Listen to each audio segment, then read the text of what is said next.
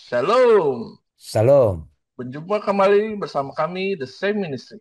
Kami adalah para awam yang senang mempelajari kitab melalui pelajaran sekolah sahabat. Dan panelis sudah hadir di sini, tapi hanya Pak Tobing saja, sedangkan Pak Fajar sedang mengalami gangguan kesehatan. Tapi kita akan mempelajarinya bersama-sama, dan kita akan mempelajari pelajaran ke-6 dengan judul Melewati Laut Merah.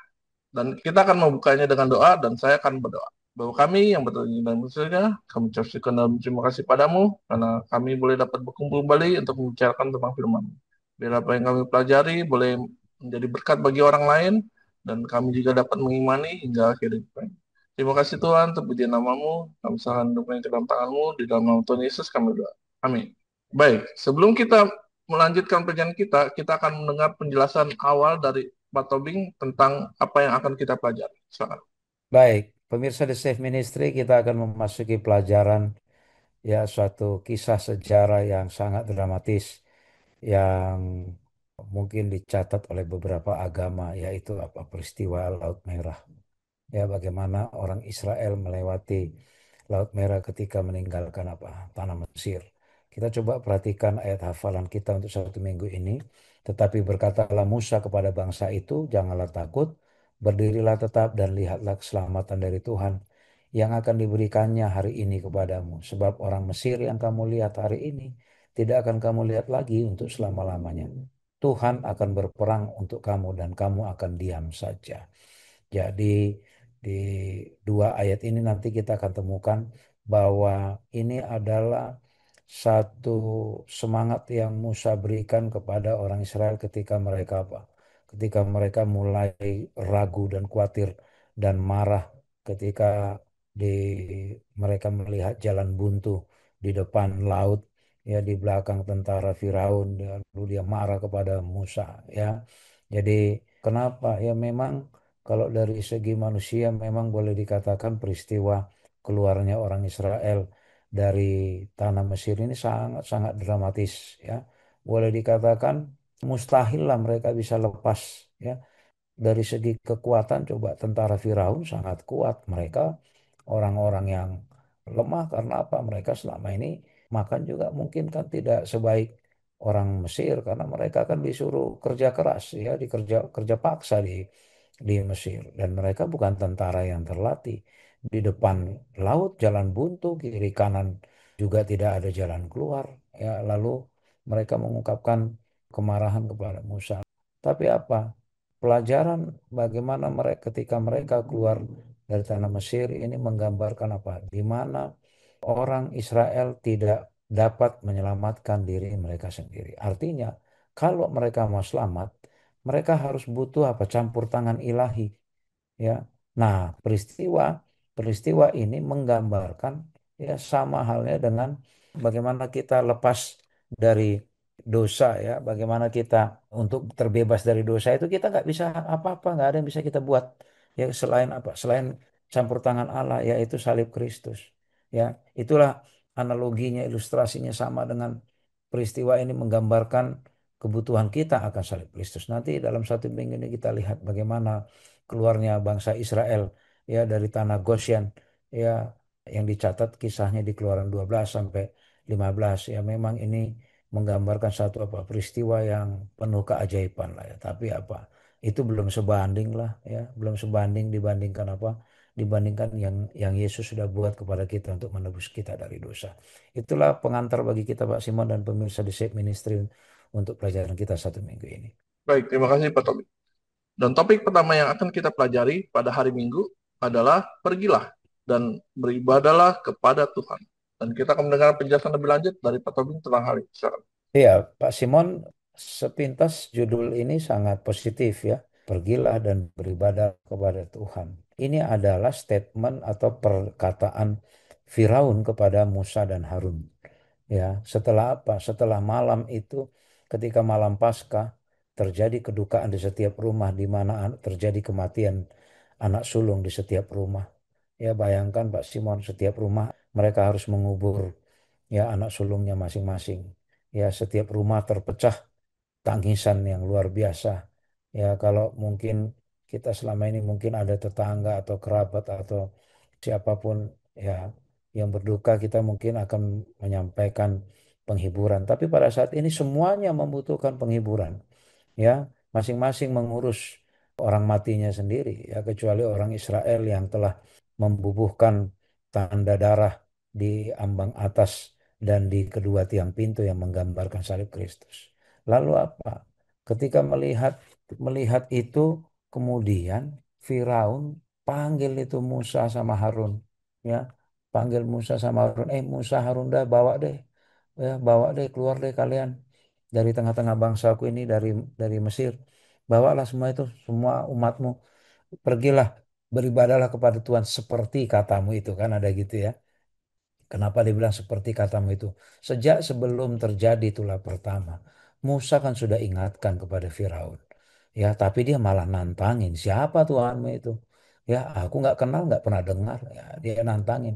Akhirnya apa? Sampai 10 tulah. Ya, sampai 10 tulah. Lalu Firaun bilang, udah bawa kambing, domba dan lembu sapimu. Ya, seperti katamu. Pergilah ya, kita bayangkan Pak Simon, kalau kambing domba itu kan simbol simbol mata pencarian dulu ya, kan mereka memang hidup dari ternak. Ya, lembu sapi itu dipakai kendaraan itu zaman dulu. Jadi kalau zaman sekarang misalnya udah deh, bawa deh ini, kalau ada misalnya, kalau yang punya jualan toko kelontong nih, bawa deh semua ini apa yang ada di toko ini. Kalau ada mobilnya, bawa ini semua mobil. Ya, keluar deh kalian dari sini. Ya, itu, dan dia bilang, dan mohonkanlah juga berkat bagiku, dia bilang ya. Mohonkan juga berkat bagiku. Jadi dia meminta berkat, ini positif sekali. Dan bukan hanya itu, ya, orang Mesir juga mereka mendesak, eh ini kalian pergi deh dari sini, nanti kami mati semua, ya, mati semua. Lalu apa? Bukan itu, terus orang Israel persis yang melakukan seperti yang Musa bilang. Mereka apa? Mereka minta dari orang Mesir barang-barang emas dan perak serta kain-kain. Dan di ayat 36 dibilang Tuhan membuat orang Mesir bermurah hati, ya, sehingga memenuhi permintaan mereka. Demikianlah mereka merampasi orang Mesir. Jadi sebenarnya ya, kalimat merampas ini seolah-olah orang-orang Israel merampas, mencuri gitu ya. Tapi sebenarnya itu adalah kompensasi dari upah, ya, upah yang mereka tahan selama ini, di mana orang orang Israel sudah diperbudak di sana, bekerja sebagai buruh kasar gitu ya, yang tidak dibayar dengan pantas ya. Lalu berangkatlah akhirnya mereka dari situ. Jadi pemirsa di ministry, kalau kita perhatikan ya, pergilah dan beribadahlah, itu kesannya ya seolah-olah apa, dia bertobat. Sebenarnya dia nggak bertobat, ya. Firaun menyuruh seperti itu karena takut sama akibatnya, setelah melihat betapa masifnya, betapa mengerikannya akibat dari tulah yang terjadi, terutama tulah yang ke-10 itu. Ya, jadi bukan karena dia apa, bukan karena dia menyadari kebutuhannya akan, atau menyadari bahwa dia menuruti Tuhannya Israel yang sudah diperkenalkan kepada Firaun, bukan, tapi karena apa? Karena kalah. Ya, dia bukan bertobat. Dia hanya mau kehancuran itu berhenti dari kerajaannya. Firaun sebenarnya benar-benar merasa terhina, Pak Simon. Kenapa? Karena dia kan selama ini kan dianggap dewa, dan Firaun sendiri, siapapun yang jadi Firaun itu menganggap dirinya itu adalah dewa, ya. Dan mereka terhina juga apa? Karena segala macam dewanya mereka itu tidak berkutik semua di hadapan Tuhannya orang Israel. Terbukti dari apa? Dari tulah-tulah yang ada itu. Lalu apa? Udahlah, daripada akibatnya semakin semakin apa, membawa keburukan ke semua kami, pergilah ya. Jadi tapi dikatakan, berkatilah aku, ya, pergilah beribadah. Itu semua bukan karena dia bertobat. Ya, kayak ngeledek sebenarnya, tapi hanya karena apa? Karena takut. Takut nanti akibatnya lebih parah. Pemirsa The Shape Ministry, ya, pelajaran hari ini menegur kita, ya, jangan sampai pertobatan kita pertobatan yang pura-pura, hanya karena apa? Karena takut hukuman. Jangan sampai kita beragama karena takut neraka, atau jangan kita beragama karena mau upah sorga. Tapi karena apa seharusnya? Karena kita memang menyadari, ya, Karena kita memang menyadari betapa besarnya belas kasihan Tuhan. Sorga itu adalah apa? Adalah keputusan Tuhan ya sebagai upah yang Tuhan berikan. Tapi itu jangan dijadikan motif. Tapi motif kita adalah apa? Biarlah kita menyambut bagaimana kasih Tuhan yang sudah luar biasa itu. Ya, yang sudah mati ya mengutus anaknya hanya demi kita. Bukan karena takut ya takut tersiksa, takut tidak enak dapat hukuman, takut menderita, bukan. Ya, jangan seperti Firaun pertobatannya seolah-olah bertobat tapi enggak hanya karena apa? Karena takut sudah enggak sanggup aja. Bukan karena sadar bahwa dia mengenali bahwa ada Allah yang sesungguhnya ya bukan seperti Allah atau dewa yang mereka sembah selama ini. Demikian Pak Simon. Baik, terima kasih Pak Tom. Dan kita akan melanjutkan pertanyaan kita ke hari Selasa dengan topik yang cukup menarik, pengudusan anak sulung. Dan kita akan mendengar penjelasan lebih lanjut dari Pak Tom. Baik, jadi akhirnya Tuhan memerintahkan kepada Musa supaya apa? Supaya anak-anak sulung Israel itu dikuduskan. Ya, kenapa seperti itu? Anak sulung itu menggambarkan siapa? Menggambarkan Yesus. Ya, anak sulung itu perlu dikuduskan menggambarkan apa? Menggambarkan bahwa keselamatan yang diterima oleh anak sulung di setiap rumah itu menceritakan atau membayangkan itulah kasih karunia Allah ya kasih karunia Allah kepada orang Israel sehingga mereka terlepas dari tulah kematian anak sulung sehingga Allah perlu mengingatkan mereka kuduskan ini anak-anakmu supaya apa supaya kamu tahu supaya kamu melihat bahwa ini adalah pekerjaan kasih karunia ya bukan karena kehebatan orang Israel, bukan karena kuasa orang Israel, tapi hanya karena kasih karunia. Ya, mereka melakukan itu semua dengan iman sehingga terjadi keselamatan apa di setiap rumah. Ya, kita perhatikan bagaimana orang Israel mereka beriman, mereka potong kambing domba, lalu darahnya ditaruh di ambang atas pintu dan di kedua tiang atas yang menggambarkan salib. Artinya apa? Mereka benar sungguh-sungguh beriman dan iman mereka itu ya otomatis mencerminkan apa? Satu perbuatan yaitu mereka mau menurut apa yang dikatakan Tuhan melalui Musa supaya membubuhkan apa darah di ambang atas pintu. Pemirsa di Save Ministry ada paling tidak tiga pelajaran di sini. Pertama sekali ya dari peristiwa bagaimana anak sulung Israel diselamatkan dari tulah. Satu menggambarkan Tuhan kita penuh dengan apa? Belas kasihan. Ya, menjaga keluarga-keluarga Israel. Ya, menjaga kita yang mau berimankan kepada Tuhan. Lalu yang kedua adalah dikatakan ya di Keluaran 13 ayat 2 kuduskanlah bagiku semua anak sulung. Kenapa dikatakan bagiku? Menggambarkan bahwa segala sesuatu adalah milik Tuhan. Karena apa? Karena Dia adalah pencipta dan pemilik segala sesuatu. Kenapa penting itu? Karena bertahun-tahun mereka ada di Mesir, ya mereka tidak lagi mengenal Tuhan yang sesungguhnya.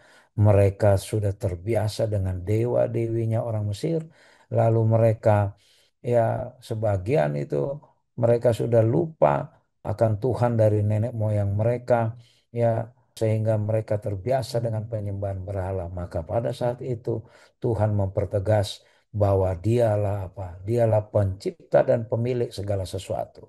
Lalu yang ketiga adalah apa? Peristiwa itu menggambarkan peristiwa penebusan dan keselamatan. Di mana apa? Di mana orang Israel, ya anak-anak sulung Israel itu diselamatkan dari kematian. Itu karena apa? Karena belas kasihan Tuhan. Dan demikianlah juga ini menggambarkan apa? Kita ditebus dari kematian. Ya sama seperti kita selamat hanya oleh karena darah Yesus. Demikian juga seisi rumah orang Israel itu selamatnya itu karena apa? Ya Tuhan suruh untuk apa? Membubuhkan tanda darah. Ya, darah yang dibubuhkan itu menggambarkan apa? Menggambarkan darah Yesus. Jadi jauh sebelum Yesus mati di kayu salib, Allah sudah selalu memberikan tanda melalui peristiwa, ya banyak peristiwa kepada orang Israel yang dicatatkan di Alkitab, dan ini pelajaran bagi kita bahwa apa semuanya itu merujuk kepada apa? Kepada campur tangan Allah melalui kematian Yesus di salib.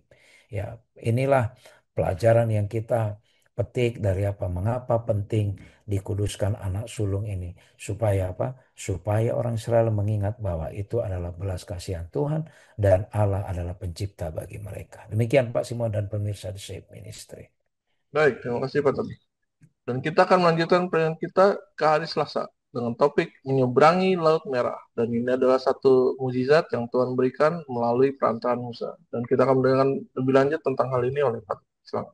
Baik, pemirsa The Shape Ministry, kalau kita perhatikan di Keluaran 13 ayat 17 sampai pasal 14 ayat 12, di situ detail dicatat bagaimana kisah mereka akhirnya berhasil menyeberangi Laut Merah. Allah memberikan petunjuk kepada Musa ya supaya meninggalkan Mesir. Bahkan jalan yang mana dilalui ya Tuhan tunjukkan ya. Lalu apa? Musa mengorganisir orang Israel ya seolah-olah seperti apa? Seperti tentara-tentara ya yang dibagi-bagi di dalam kelompok-kelompok atau divisi-divisi atau pasukan-pasukan. Ya, mereka dibagi beberapa kelompok baris seperti tentara. Ya, lalu apa? Yang kedua, Musa walaupun dalam situasi yang boleh dikatakan penuh kisah emosional dan mungkin banyak tekanan, dan dia harus benar-benar bisa berpikir tenang pada saat itu.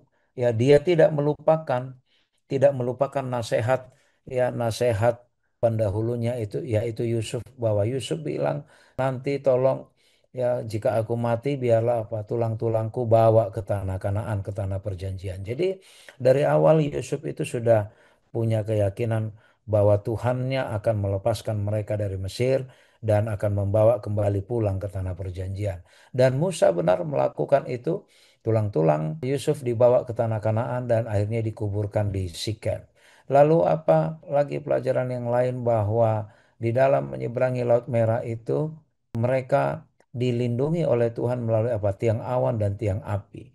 Ya, tiang awan dan tiang api bersama dengan mereka ya ketika ketika siang Tuhan berikan tiang awan supaya tidak terlalu panas, ketika malam Tuhan berikan tiang api supaya tidak terlalu dingin. Ya, malaikat Tuhan berjaga-jaga di depan dan di belakang. Lalu yang menarik adalah setelah sebelumnya Firaun mengatakan kepada Musa, ya pergilah dan beribadahlah, ya. Lalu bahkan katanya mohonkanlah doa untukku dan mintakanlah berkat. Lalu apa yang terjadi? Ya, benar bahwa Firaun itu sama sekali tidak bertobat. Ya, ketika orang-orang Israel sudah mulai meninggalkan tanah Mesir, ya mulai dia berpikir, wah ini repot juga ini, benar-benar kosong ini semuanya. Lalu apa dia? Dia kumat lagi itu. Ya, kesombongannya kumat lagi, kerakusannya kumat lagi. Dia bilang ke tentara-tentaranya, kumpul semua. Ya, kejar itu. Lalu tentara-tentara Israel ya dengan berkuda dan berkereta ya berbaris mereka ngejar. Ya, mereka mengejar apa? Mengejar orang Israel. Ya, mereka kejar budak-budak Israel ini. Ya, dan ini kita lihat bahwa apa? Motifnya Firaun itu nggak benar. Nggak bertobat, dia tidak bertobat. Ya, dia dia hanya apa? Ketika dia bilang minta supaya diberkati Tuhan, itu kayak guyon aja dibikinnya, guyon kayak tipu daya supaya apa, supaya tulahnya nggak datang lagi. Tapi begitu dilihat, ini kan tulah udah nggak datang, ini orang Israel udah lari, kejar aja ini lagi gitu ya. Rasa ketersinggungannya oleh karena dia merasa kalah itu kayaknya belum puas dia, maka disuruhlah tentaranya untuk mengejar Israel. Nah, yang menyedihkan adalah ya apa yang terjadi di orang Israel ketika melihat tentara Firaun datang. Mereka marah, ya mereka marah ke Musa. Ya, disinilah mereka terlihat langsung kurang iman. Dia bilang, Musa, emangnya kurang kuburan di Mesir sampai kamu bawa kami ya untuk mati di tengah-tengah padang gurun ini. Ya, apa sih yang kamu mau buat sama kami? Ya, kok kamu kamu bawa paksa kami keluar dari Mesir? Mending kami jadi budak di Mesir daripada mati kami di padang gurun ini. Pemirsa di Save Ministry, ini yang sangat disayangkan ya. Ini yang sangat disayangkan bagaimana ya bagaimana orang-orang Israel ya dengan kondisi seperti itu ya masih juga belum belum yakin ya belum yakin dengan penyertaan Tuhan ya bagaimana tulah 10 kali diberikan kepada orang Mesir dan orang Israel tidak kena ya bagaimana mereka bisa berjalan meninggalkan Mesir. Tiang awan, tiang api menyertai juga tidak cukup meyakinkan mereka hanya karena mereka melihat apa tentara Firaun. Tapi memang mungkin kalau kacamata kita ya orang manusia biasa ya, walaupun katakan kita beragama, saya sendiri juga mungkin bisa saja kecut hati ya pada saat itu. Siapa yang nggak takut juga tiba-tiba ngelihat ada tentara gitu ya. Ya bisa saja mungkin kita sekarang mengatakan orang Israel dulu itu kok kurang iman gitu ya. Tapi ini pelajaran bagi kita. Bisa saja mungkin kita pun seperti itu. Sudah banyak penyertaan Tuhan kepada kita. Hanya karena melihat ya seolah-olah buntu di depan lalu di belakang ada ancaman kita pikir sudah bakal selesai hidup kita. Tapi sebenarnya saat itulah kita apa? Saat yang tepat untuk membuktikan bahwa memang Tuhan kita itu apa? Tuhan yang maha ajaib. Tuhan yang maha kuasa yang bisa melepaskan kita. Jadi ini pelajaran yang penting dari peristiwa Laut Merah supaya apa? Supaya kita jangan jangan mudah meragukan apa? Kuasa Tuhan. Demikian pemirsa The Safe Ministry. Terima kasih Pak Tobing untuk penjelasannya. Dan kita akan melanjutkan perjalanan kita ke hari Rabu dengan topik melangkah maju dengan iman. Dan kita akan mendengar penjelasannya lebih lanjut dari Pak Tobing. Silakan. Ya, pemirsa The Safe Ministry oleh karena orang Israel marah kepada Musa ya karena dia bawa ya dia bilang emang kurang kuburan di Mesir ya gitu lalu apa lalu Tuhan berfirman kepada Musa ya lalu Tuhan menyampaikan poin-poin penting kepada Musa untuk disampaikan kepada apa kepada orang Israel maka ada 4 poin yang disampaikan pertama janganlah takut ya janganlah takut. Kenapa dikatakan memang kondisi psikis pada saat itu yang paling lazim adalah apa? Takut. Ya, karena apa? Menyadari kekuatan mereka tidak ada, di belakang musuh sangat kuat, di depan tidak ada jalan keluar. Ya, tidak ada jalan keluar. Dan saat itu di padang gurun, bukan di kota yang enak-enak, bukan bukan tempat yang penuh makanan, tapi di padang gurun yang tandus, panas, ya, kita bisa membayangkan. Itu makanya Tuhan bilang, jangan takut, ya, jangan takut. Karena memang pemirsa The Safe Ministry, apa yang bisa kita buat kalau kita semuanya takut, ya, ya, jadi jangan takut. Karena apa? Pada saat itu memang Allah hendak menunjukkan kekuasaannya. Nggak perlu takut karena apa? Karena aku pemilik, ya pemilik alam semesta ini. Lalu yang kedua apa yang perlu dilakukan? Berdirilah tetap, berdirilah tetap. Jadi artinya disuruh diam di situ, berdiri tetap, jangan bersungut-sungut, ya jangan bersungut-sungut, ya artinya berdiri tetap itu. Artinya yakinlah dengan prinsipmu. Yakinlah dengan imanmu kepada Tuhan. Nggak usah gentar. Ya, tidak perlu lari tunggang langgang. Ya, yakinlah dengan prinsipmu. Itu yang penting Tuhan sampaikan itu. Ini pelajaran bagi kita juga pemirsa The Shape Ministry. Ketika kita mengalami buntu dalam persoalan. Pertama sekali jangan takut ada Tuhan. Lalu yang kedua, pertahankan prinsip. Karena dengan mempertahankan prinsip, berdiri tetap, maka apa? Maka kita bisa melihat keselamatan dari Tuhan. Ya, dan kita akan melihat bahwa apa? Tuhan yang akan memimpin, Tuhan yang akan memberikan pertolongan. Ya, karena kalau kita tidak pertahankan prinsip, tidak pertahankan iman kita, Tuhan tidak bisa mengerjakan keselamatannya kepada kita. Ya, tidak bisa. Ya, bukan karena tidak mampu, tapi itu menghalangi kita menerima keselamatan dari Tuhan. Lalu kenapa nggak perlu takut? Kenapa pertahankan prinsip? Ya, Karena apa? Bukan kita yang menghadapi semua, bukan kita yang berperang. Ketika kita tidak takut mempercayakan kepada Tuhan, kita mempertahankan prinsip kita, kita akan memperoleh keselamatan dari Tuhan. Karena apa? Karena Tuhan yang akan berperang untuk kita. Jadi maksudnya sebenarnya kesulitan hidup apapun, ya terutama dalam mempertahankan iman, nggak ada yang perlu kita khawatirkan karena Tuhan yang akan menghadapi semua itu sama seperti orang Israel. Pada saat itu memang kalau dipakai akal logika yang normal, nggak mungkin mereka Pak Simon ya dan pemirsa The Shape Ministry mengatasi itu semua.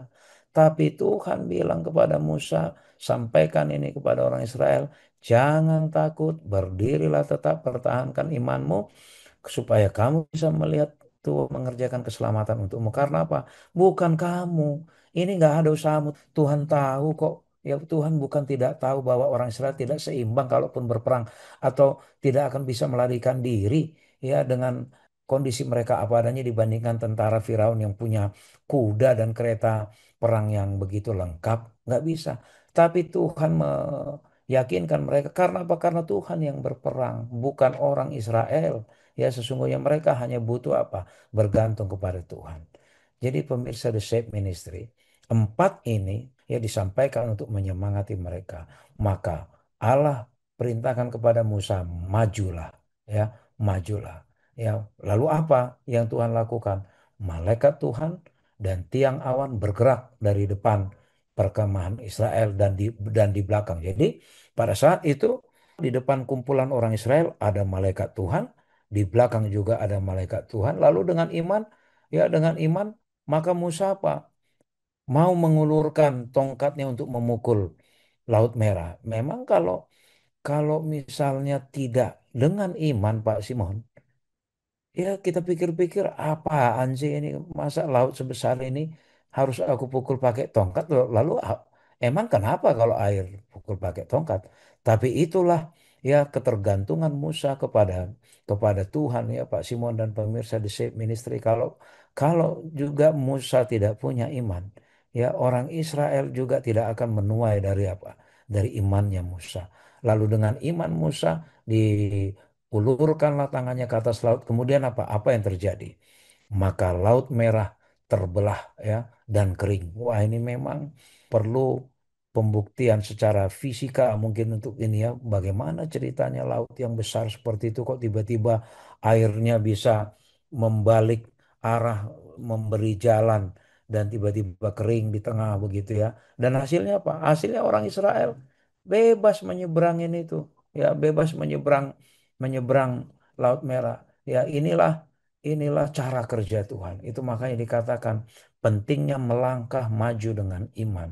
Ya karena kalau tidak dengan iman, pekerjaan keselamatan tidak bisa kita dapatkan. Ya atau keselamatan tidak datang ke dalam rumah kita. Ya, tapi keselamatan akan datang dan bukan kita yang berperang, tapi Tuhan yang berperang. Inilah Pak Simon yang menjadi pelajaran bagi kita, yaitu pentingnya kita melangkah maju dengan iman. Baik, terima kasih Pak Tobing untuk penjelasannya. Dan kita akan melanjutkan pelajaran kita ke hari Kamis dengan topik nyanyian Musa dan Miriam. Dan mereka menyanyikan ini setelah mereka lepas dari cengkraman viral. Kita dengar penjelasan lebih lanjut dari Pak Tobing. Iya, pemirsa The Shape Ministry, setelah mereka lepas ya menyeberangi Laut Merah yang terbelah itu dan tentara Mesir tidak ada yang selamat termasuk Firaun pun ya yang nafsu untuk mengejar-ngejar orang Israel pada saat itu ya mereka pikir wah ini juga sudah terbuka jalan lalu mereka ikut menyeberangi masuk ke jalur laut yang sudah terbelah dan kering itu tapi begitu orang Israel semuanya lepas lolos dari laut itu maka apa kuasa Tuhan membuat ombak arus laut ya di Laut Merah itu kembali bersatu dan menenggelamkan atau menghanyutkan semua tentara Mesir dan bahkan Firaun di dalamnya. Lalu apa? Lalu mereka memuji Tuhan melalui apa? Melalui sebuah nyanyian yang disebut nyanyian Musa dan Miriam. Kita tidak tahu persis nadanya seperti apa. Ya, jika kita diizinkan Tuhan nanti memasuki kerajaan sorga, saya yakin Tuhan akan memperdengarkan nyanyian Musa ini, atau bahkan kita akhirnya mengetahui dan menyanyikan nyanyian Musa ini. Tapi beberapa poin yang kita mau lihat. Pertama, nyanyian Musa ini adalah nyanyian tentang siapa? Tentang Tuhan. Tentang siapa Allahnya orang Israel, siapa Allahnya orang Ibrani, dan apa saja keajaiban-keajaiban yang dilakukan. Ya, nyanyian Musa ini bercerita mengenai apa? Mengenai Tuhan yang layak ditinggikan, dipuji, dikagumi. Oleh karena apa? Karena memang sungguh luar biasa apa yang Tuhan buat. Lalu yang kedua, nyanyian Musa ini adalah nyanyian yang mengajak orang Israel untuk menunjukkan apa? Rasa syukur dan penyembahan. Oleh karena apa? Oleh karena mereka menyadari kebaikan Tuhan kepada mereka. Ya, jadi pemirsa di Save Ministry, peristiwa lepasnya mereka dari kejaran orang Israel dan berhasilnya mereka menyeberangi Laut Merah mengajak mereka untuk bersyukur. Demikian juga kita perlu bersyukur ya untuk segala keajaiban, terutama kasihnya Allah kepada kita. Ini adalah rasa syukur dan penyembahan. Kita tahu kenapa penting masalah penyembahan ini. Kita tahu sejak Lucifer jatuh ke dalam dosa, bahkan sampai nanti kedatangan Yesus yang kedua kali, hal yang paling dituntut oleh Lucifer dari kita adalah apa? Kita mau menyembah dia. Oleh karena itu penting sekali ya masalah penyembahan ini benar-benar clear, jelas. Supaya apa? Supaya penyembahan kita hanya tertuju kepada Allah yang maha mulia, yang maha ajaib itu. Lalu pelajaran yang ketiga adalah apa? Orang-orang yang ditebus itu menyanyikan nyanyian Musa dan nyanyian anak domba. Ya, jadi kalau disebut nyanyian anak domba, berarti ini adalah satu nyanyian pujian yang mengarah kepada apa? Kepada kasih Kristus. Kasih karunia itu yaitu apa? Yaitu Kristus. Dan bahkan di baris terakhir di Wahyu 15 ayat 2 sampai 4 di nyanyian anak domba itu dikatakan, karena semua bangsa akan datang dan sujud menyembah Engkau. Seperti yang kita jelaskan tadi bahwa apa? Bahwa ujung-ujungnya adalah apa? Masalah penyembahan. Ya, jadi pemirsa di Save Ministry, dalam setiap peristiwa di Alkitab yang kita lihat apa? Pentingnya penyembahan kepada Allah. Jadi biarlah kita memuji Tuhan melalui nyanyian Musa dan Miriam ini, dan kita berdoa ya semoga kita satu waktu bisa sama-sama menyanyikan nyanyian Musa ini di sorga ya, sehingga kita bisa mendalami betapa besarnya kasih Tuhan, ajaibnya Tuhan itu, dan sungguh luar biasa apa yang dilakukan, dan memang hanya Tuhan saja yang layak disembah. Demikian pemirsa di Save Ministry dan Pak Simon. Baik, terima kasih Pak Tobing untuk penjelasannya. Tidak terasa kita akan mengakhiri pelajaran kita dalam minggu ini, dan kami minta Pak Tobing untuk merangkumkan apa saja yang telah kita pelajari. Silakan. Baik, pemirsa The Save Ministry, peristiwa Laut Merah ini menunjukkan apa? Menunjukkan satu kepastian. Ya, satu kepastian dari tindakan Allah yang menebus kita dari Dari dosa ya, dari kegelapan dosa. Jadi peristiwa bagaimana orang Israel lepas dari Mesir, menyeberangi Laut Merah, itu menunjukkan apa? Campur tangan Tuhan di dalam memberikan keselamatan kita. Ya, karena kita tidak bisa melepaskan diri sendiri. Kita butuh kuasa ilahi, yaitu apa? Yaitu salib Kristus. Dan peristiwa Laut Merah, bagaimana Israel lepas dari ajaran bangsa Mesir, menunjukkan apa? Tidak perlu kita khawatir akan masa depan kita. Ya, tidak perlu kita khawatir akan masa depan kita. Ketika kita melangkah maju dengan iman, kita tidak perlu takut. Kita perlu berdiri tetap mempertahankan iman kita. Maka kita akan melihat bagaimana pekerjaan keselamatan itu nyata bagi kita. Karena apa? Karena Tuhan sendiri yang bertindak, yang berperang untuk semua kesulitan kita.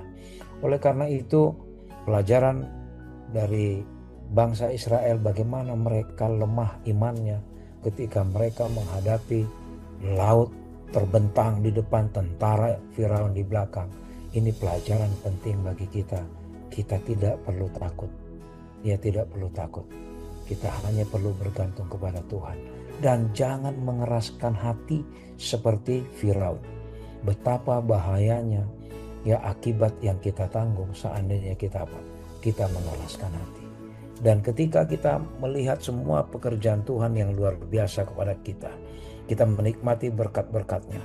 Ya, berkat jasmani, berkat rohani, berkat lain-lain semuanya. Ingat, biarlah selalu kita mengucap syukur sama seperti nyanyian Musa dan Miriam. Kita sampaikan rasa syukur, kita puji Tuhan.